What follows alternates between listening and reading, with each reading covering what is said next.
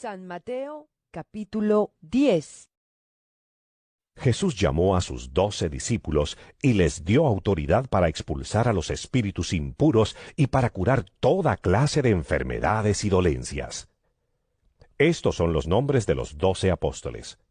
Primero Simón, llamado también Pedro, y su hermano Andrés. Santiago y su hermano Juan, hijos de Zebedeo. Felipe y Bartolomé. Tomás y Mateo, el que cobraba impuestos para Roma. Santiago, hijo de Alfeo, y Tadeo. Simón el cananeo y Judas Iscariote, que después traicionó a Jesús. En leyendo la Biblia nos toca estudiar el libro de Mateo capítulo 10.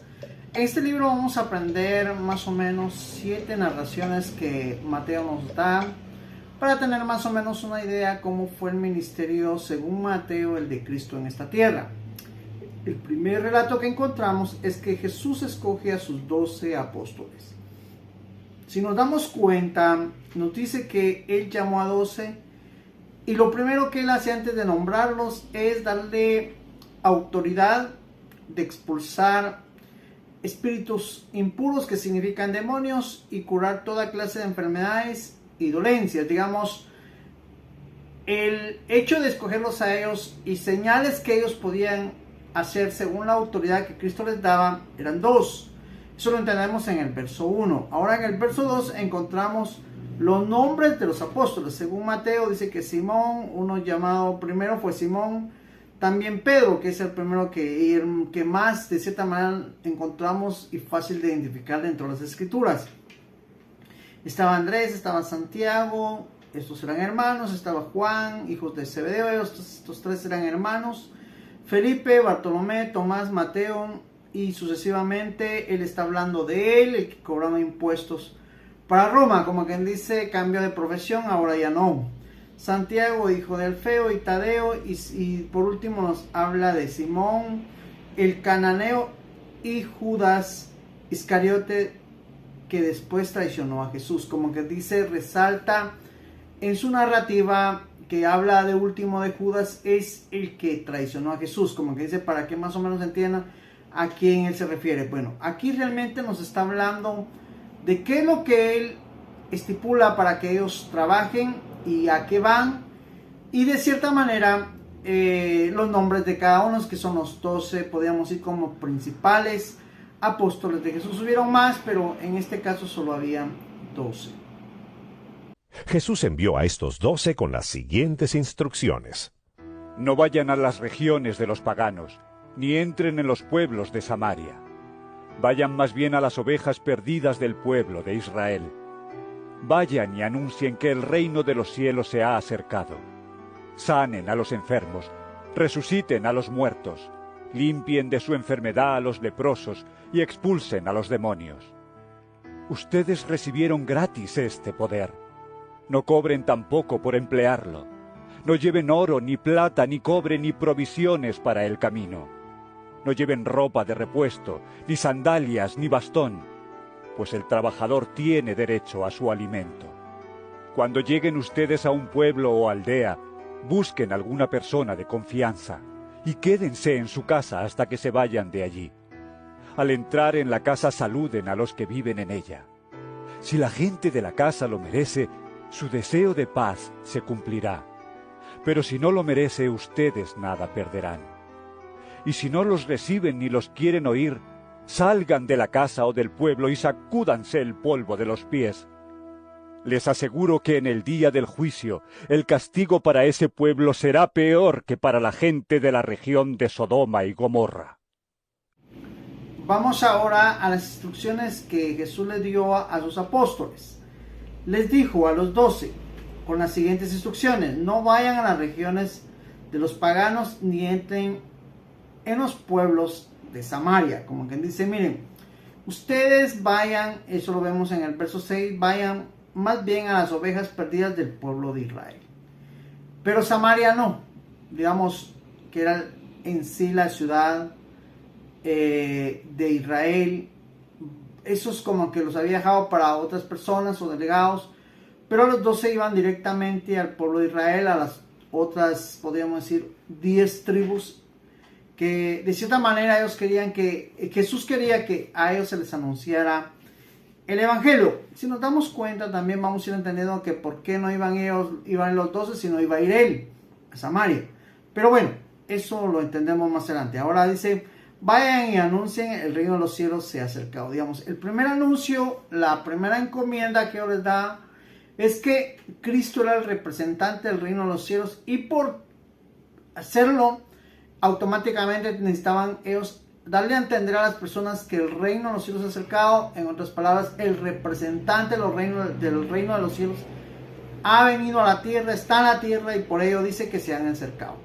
Entonces dice, sanen a los enfermos, resuciten a los muertos, limpien de su enfermedad a los leprosos y expulsen a los demonios. Ustedes recibirán de gratis este poder, no cobren tampoco por emplearlo. Digamos, el poder, la autoridad que Dios estaba otorgándoles a ellos y que les estaba poniendo en sus manos, lógicamente ellos no podían negociar con él. Digamos, con esto nos da una amplitud y un panorama claro que el evangelio no es negocio. Digamos, si alguien viene al evangelio con ideas de hacerse rico, de tener negocios, de poder disfrutar de todo esto, necesitamos primero entenderlo que no debe ser así.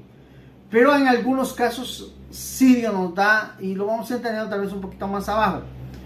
Pero no es para negociar, no son riquezas. Si alguien lo ha hecho, pues de cierta manera se expone, y Cristo a través de este verso nos deja claro que no es así. Dice en el verso 9, no lleven oro, ni plata, ni cobre, ni provisiones para el camino, no lleven ropa después de repuesto, ni sandalias, ni bastón, pues el trabajador tiene derecho a su alimento. Como que dicen, vean, no lleven todas estas cosas, pero una cosa sí les garantizo, y algo que sí van a tener, su alimentación.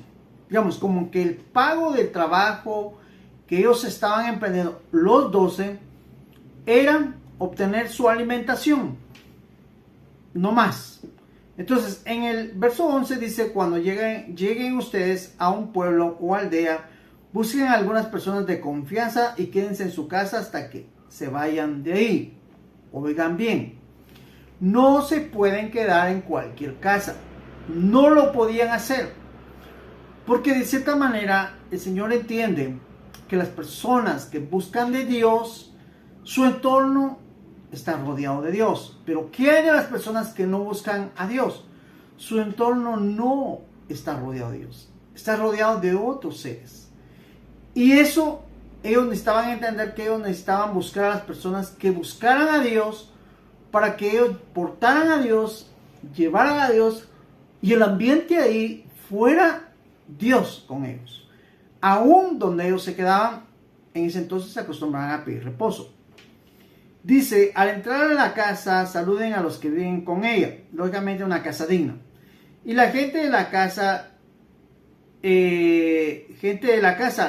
lo merece. Su deseo de paz sea cumplido.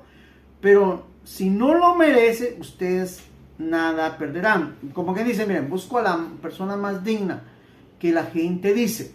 Es probable que sí es digna, pero de repente no es digna, solo es una fama que alguien dice, pero no te dijeron la verdad. No te preocupes. Tú hiciste su trabajo de buscar un lugar de personas donde buscan a Dios, pero tal vez solo era apariencia.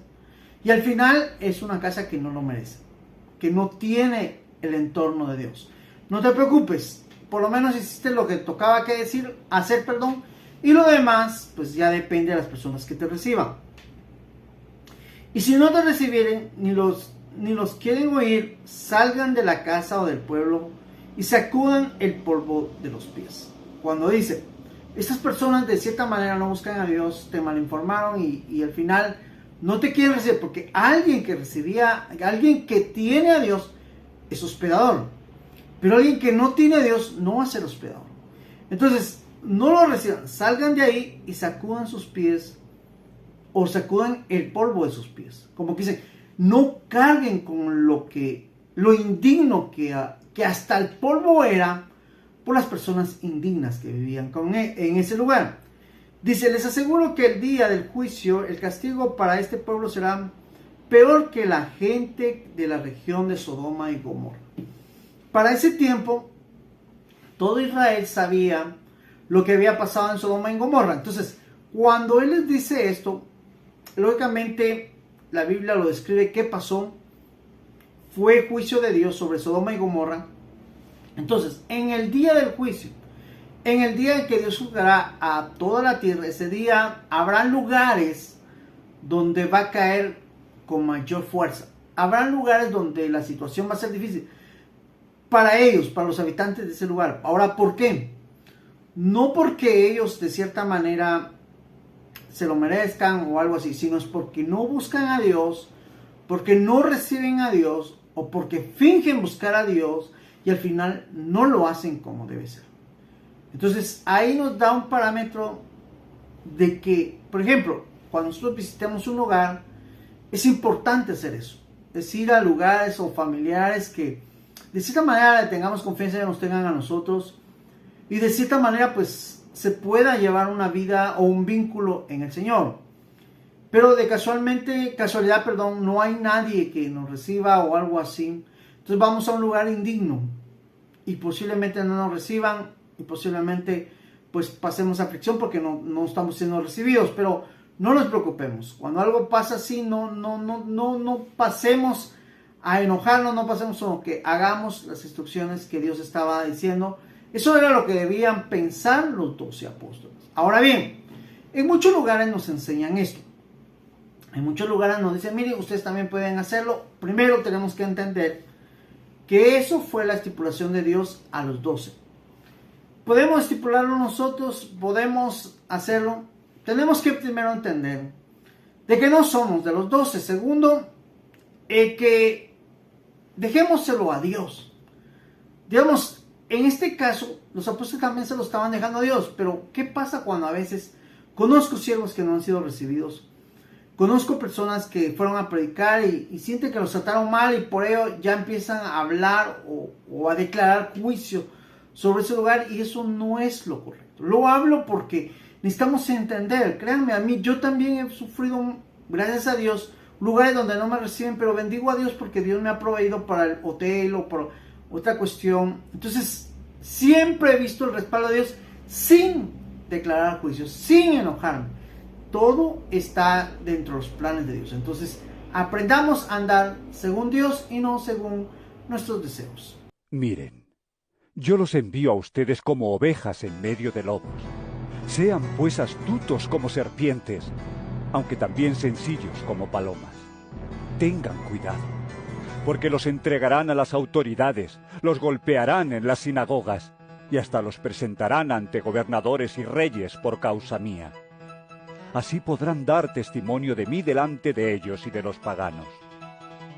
Pero cuando los entreguen a las autoridades, no se preocupen ustedes por lo que han de decir o cómo han de decirlo, porque cuando les llegue el momento de hablar, Dios les dará las palabras. Pues no serán ustedes quienes hablen, sino que el Espíritu de su Padre hablará por ustedes. Los hermanos entregarán a la muerte a sus hermanos, y los padres a sus hijos, y los hijos se volverán contra sus padres y los matarán. Todo el mundo los odiará a ustedes por causa mía. Pero el que se mantenga firme hasta el fin, se salvará. Cuando los persigan en una ciudad, huyan a otra. Pues les aseguro que el Hijo del Hombre vendrá antes que ustedes hayan recorrido todas las ciudades de Israel. Ningún discípulo es más que su maestro, y ningún criado es más que su amo. El discípulo debe conformarse con llegar a ser como su maestro, y el criado como su amo. Si al jefe de la casa lo llaman Belcebú, ¿qué dirán de los de su familia? En el verso 16 al verso 20 encontramos persecuciones para los 12 apóstoles del Señor, persecuciones que tal vez hoy en día algunos todavía aún viven, y dicen, mire que yo los envío como ovejas en medio de lobos. Nos está dando un panorama y una forma de visualizar de cierta manera lo que estamos haciendo cuando vamos a evangelizar, cuando vamos a visitar, cuando vamos a hacer obra misionera. Tenemos que tener en cuenta que estamos como ovejas en medio de lobos y eso es importante hacerlo. ¿Saben por qué? Las personas del mundo no nos ven con buenos ojos. Digamos, si algún momento nos reciben, si algún momento nos escuchan, hay personas que lógicamente sí lo hacen con integridad, con verdad, pero hay personas que lo hacen con hipocresía. Y hay personas que lo hacen con maldad. Se los cuento porque casualmente cuando yo ejercía el evangelismo, iba con señoritas y me daba cuenta de cómo de cierta manera habían hombres que no nos escuchaban porque querían eso, sino por ver a las chicas. Entonces, no estoy tratando de inventarme, estoy tratando de hablar algo y alguien que diga, no, pero si eso es normal. Sí, yo sé que es normal. Pero tenemos que entender que estamos como ovejas y de cierta manera no nos debemos exponer, no debemos de ir de una manera ignorante. Si no, ya sabemos. Entonces, cuando participen jóvenes o señoritas dentro de la evangelización, debemos hacerle clara ver esas cosas y que ellas no se sorprendan en estas situaciones, sino hacerles entender a lo que se exponen y de cierta manera cómo comportarse en ese momento. Pero el Señor dice un poco más. ¿Por qué? Porque dice astutos como serpiente. Nos da una sagacidad, digamos que no vayamos de una manera ignorante y que de repente pase algo y nos asombre. No. Por eso es preciso que para los que quieren servir al Señor, es bueno agarrar ciertas instrucciones de lo que estamos viendo acá. Debemos entender que hay cosas que sí se pueden apegar. Lógicamente también podemos ejercer el poder de expulsar demonios, pero eso ya es otra capacitación o otra forma de poderte capacitar. En este momento tal vez lo estamos viendo un poquito ligero. Eso lo veremos ya en liderazgo, pero para verlo y entenderlo y qué es lo que necesitas tener claro para saber que tú eres útil al expulsar demonios. Pero en esta parte lo estamos viendo como lo vería cualquier persona que está iniciando en el Evangelio. Entonces dice que debemos ser sencillos como palomas. Primero, vamos como ovejas, vamos de manera sencilla, pero con sagacidad. Como que dice, mezcla tres cosas: sencillez, sagacidad y prevención, cuidado. Entonces, cuando nosotros vamos a evangelizar, vamos a hacer obra misionera, vamos a hacer cosas que hacemos a veces, debemos ir con estos plenos conocimientos para saber cómo reaccionar a la hora de una situación adversa. Verso 17. Tengan cuidado porque los entregarán a las autoridades, los golpearán en las sinagogas y hasta los presentarán ante gobernadores y reyes por causa mía. Así podrán dar testimonio de mí delante de ellos y delante de ellos. Ok. Jesús les está hablando a los 12 sobre los padecimientos. Como que dicen, veamos algo. Jesús no los estaba mandando de una manera ignorante. Ellos tenían que ir con conocimiento a lo que ellos exponían. Es lo que hacía hace un momento. Las personas que van a servir al Señor deben ir con conocimiento. Deben saber a qué se expone y deben saber qué hacer. Pero como les digo, acá no lo veremos. Dice en el verso 19. Y cuando los entreguen a las autoridades, no se preocupen ustedes por lo que han de decir, como, digamos, de cierta manera cuando los entreguen o sufran esta situación, deben aprender a depender hoy en día del Espíritu Santo de Dios. Deben entender que el Espíritu Santo es algo fundamental, algo que no va a faltar, algo que Él va a saber desenvolverse y probablemente vamos a hacer cosas, lógicamente estoy hablando cosas dentro de las cosas de Dios, no locuras, ¿no? Vamos a hacer cosas que de cierta manera nos van a impresionar, una palabra, una forma de responder, lógicamente hasta con sabiduría de Dios, que hasta lo sorprendido vamos a ser nosotros. No vamos a cometer errores, no vamos a hacer locuras, no vamos a crear conflictos, sino vamos a hablar de una manera correcta, pero lo vamos a hacer porque estamos dependiendo del Espíritu de Dios. ¿Por qué? Porque Él lo dice acá en el verso 20, pues no serán ustedes quienes hablen, sino el Espíritu de su Padre que habla por ustedes. Aquí nos está haciendo aclaración a lo que realmente debemos de depender, que es del Espíritu Santo de Dios. En el verso 21 nos habla de algo que no nos debería asombrar, pero yo me he dado cuenta que mucha gente cuando viene al Evangelio se asombra, pero es porque no han tenido la instrucción o no leen la Biblia. Entonces todo esto los asombra, porque dice, los hermanos entregarán a muerte a sus hermanos y los padres a sus hijos, y los hijos se volverán contra sus padres y los matarán. Digamos, yo sé que tal vez hoy en día, tal vez ya no se ve así, pero de cierta manera veo, por ejemplo, en los departamentos, en las aldeas es donde más veo esto, que de cierta manera la gente no tiene una educación, y algunos no saben ni leer. Entonces cuando se enteran que sus hijos o sus esposos o algo, créanme, se vuelve un gran conflicto, porque la decisión del evangelio casi siempre no es mutua. Entonces cuando solo es de uno, créanme, ese uno va a sufrir, y sufre de una manera dura, tal vez no al extremo de matarse hoy en día, antes sí, pero sí al extremo de odio, de ira, de pleitos, de golpes. Y es ahí donde necesitamos entender que la Biblia nos está instruyendo, y que no nos debería asombrar, porque eso viene a nuestra vida. En el verso 22, todo el mundo los odiará a ustedes por causa mía, pero el que se mantenga firme hasta el fin será salvo. Verso 23, cuando los persigan en una ciudad, huyan a otra, pues les aseguro que el Hijo del Hombre vendrá antes que ustedes hayan corrido a todas las ciudades de Israel. Como quien dice, no nos va a dar tiempo para andar de tanta persecución, sino que de cierta manera Dios va a hacer algo en cuanto a orar. Las personas va a cambiar. Hoy en día, gracias a Dios, todo esto que estoy hablando, les digo, pues estoy hablando de hace 10, 20 años, que realmente aún se sufría acá esta situación. Hoy en día ya esto ha menguado bastante, el evangelio ha progresado. Pero de igual manera Dios nos dice huyan, no dice enfrenten, no se dice tengan un pleito, provoquen. Que en muchos lugares, en un tiempo, digamos, los cristianos se ponían de tú a tú, peleaban también, porque de cierta manera, pero el Señor nos está dando acá la solución: huyan, escapen, no enfrenten la situación, porque lógicamente la gente que lo está haciendo tiene maldad en el corazón, y créanme, no lo van a hacer o no lo van a hacer solo por golpearte, pueden llegar hasta matarte. Entonces eso es lo que Dios quiere evitar en esta parte. Verso 24 nos habla un poquito duro, pero pienso que es necesario para que entendamos con claridad a lo que nos exponemos al ser discípulos de Cristo. Ningún discípulo es más que su maestro. Como que dice, tienen que entender que ustedes no van a sufrir más que Cristo. Cristo en este caso sufrió todo, y nosotros como que una parte, y aún en la parte que nos toca, nos cuesta. Y dice, ningún criado es más que su amo. El discípulo debe conformarse con llegar a ser como su maestro. Como que dice, si algo vas a sufrir semejante a Cristo, ahí confórmate. ¿Sí? Dice, con llegar a ser como su maestro, el criado como su amo.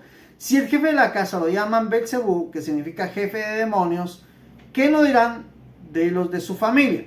Digamos, veámoslo esto. Créanme, yo también sufrí eso. Muchas personas que me conocían, cuando Dios me empezó a levantar, a utilizar en muchas cosas, me acuerdo que hubo al inicio, créanme, viví esto muy, muy duro, porque la gente, al ver que de esa manera Dios me usaba, me invitaba mucho vamos a mi casa, ore por mi hijo, ore. Y bueno, está bien, de cierta manera en esa parte era un poquito ignorante. Después me fui instruyendo, pero al principio, bueno, yo lo hacía y decía, amén, yo voy a orar por la persona, y oraba. Y casi siempre el joven que de cierta manera se comportaba rebelde, se comportaba de otra manera, cambiaba, entonces la gente miraba cambios. Pero de cierta manera habían personas que me conocían y empezaban, yo no creo que el hermano lo esté haciendo porque Dios, ¿no será que él practica otras cosas? ¿No será que algún demonio le habló, o un demonio lo está usando, o algo así? Ustedes, unas cosas que al principio me hacían decaer, me hacían titubear, ya no quería hacerlo. Decía, no, Señor, esto. Me acuerdo una vez que llegué a la casa bien frustrado, porque ahí habían sido siervos que me habían dicho, no, hermano, usted está mal. Y en ese entonces me acuerdo que no era casado. Entonces me decían, peor que no es casada, no, hombre, a usted se le va a meter el demonio, mejor case. Y unas cosas que me hablaban que en vez de ayudarme o edificarme o capacitarme, miedo me metían, ¿va? Y me acuerdo que llegué bien frustrado a la casa y ya no hallaba qué hacer, porque decía, Señor, ¿qué hago? Porque yo lo que quiero hacer es el bien, quiero hablarle tu evangelio, quiero hablar de lo que tú eres, pero parece que aquí como que nadie quisiera, ¿va? Y todo esto que está pasando. Entonces, me acuerdo cuando vi cayó mi hermano, mi papá postrado, ¿va? Y yo así llorando, y me dice, ¿qué no ves? ¿Quién está atrás de vos? Y yo así, no. Yo sí sentía, porque sí lo sentía como que tuviera el sol atrás. Yo sentía como un fuego rodeando toda mi espalda, llenando toda mi espalda, un fuego. Y yo postrado llorando, y yo así, ¡es a Dios! ¡Es a Dios al que tenés ahí atrás! ¿Qué no lo mirás? Y yo, no, pero lo siento. Entonces, esa vez me acuerdo que en ese rato yo, perdóname, Señor, ¿por qué estoy así? ¿Qué me está pasando? Pero, como les digo, iniciaban, era parte del proceso. Entonces, entiendo todo esto, y si alguna vez a ti te dicen que estás... Lógicamente, mira, tienes que tener instrucción bíblica. No se trata nada más de que tú digas, no, yo soy el hijo de Dios, y no tienes instrucción bíblica, porque a veces también nosotros actuamos fuera de la Biblia y hay personas que nos dicen, mire, esto que está haciendo usted no es bíblico, y a veces nos molestamos y por eso creemos que ya nos están tratando como el diablo. No, tenemos que ser también prudentes para saber proceder. Si nos están corrigiendo, nos están diciendo cosas que tal vez sí crean dudas, sí dan situaciones, al verse seamos más sabios y correspondamos como debe ser, cambiemos nuestra forma. Pero si realmente aún haciéndolo así, las cosas correctas, bíblicamente responsables, y hablan las personas, pues entendamos que son parte de lo que Dios ha dicho, que padeceríamos por ser seguidores de Cristo.